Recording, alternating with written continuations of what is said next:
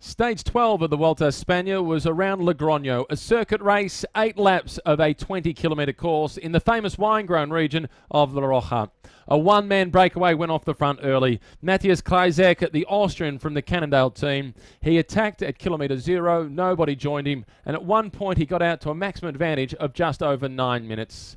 Alberto Contador was relaxed back in the main peloton wearing the red jersey, but he declared after the previous stage that he was disappointed that Nairo Quintana is no longer in the race. He's not the only one. Alejandro Valverde expressed the same sentiment.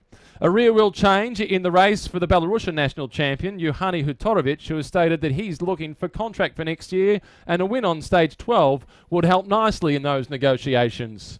FDJ were at the front doing the chasing, along with Giant Shimano, protecting two of the favourites, Bouhanni and Degenkolb.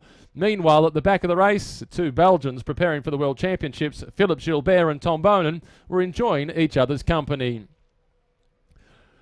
Both of the intermediate sprints on the stage were won by Matthias Kleizek, whose best result in his career so far is a stage win at the Baby Giro before turning professional. He's yet to get a win in the professional ranks.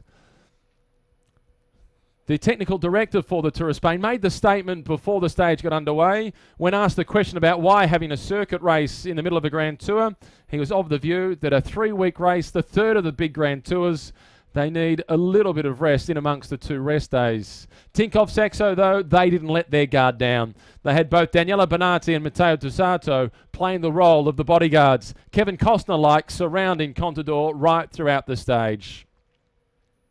For Cannondale, they were split between Gatto and Sagan for the sprint finish as they had Kleizek off the fronts. But as it came down to the end, it was Peter Sagan who continued to sharpen his pencil as he heads towards the World Championships.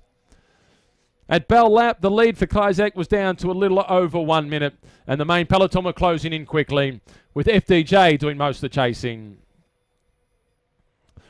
Bouhanni's confidence was buoyed before the start of the stage with the announcement that he's made pre-selection for the French squad to go to the World Championships, and the confident Frenchman believes that he can possibly be a challenger. Through the last lap, the speed was starting to increase, with the riders battling for the general classification, making sure they stayed out of trouble.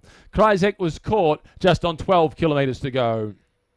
As he plummeted back down through the peloton, it was the Tinkoff Saxo team with the Danish national champion making sure Contador was safe. Through the last corner there was a crash. It was then Roberto Ferrari who was the first to go. Degenkolb opened up the throttle. Tom Bonen challenged, but he wasn't quite quick enough. Degenkolb won the stage. It was Tom Bonen in second position. Peter Sagan, his form is improving. He finished in 4th place. The crash, though, that hasn't affected the general classification.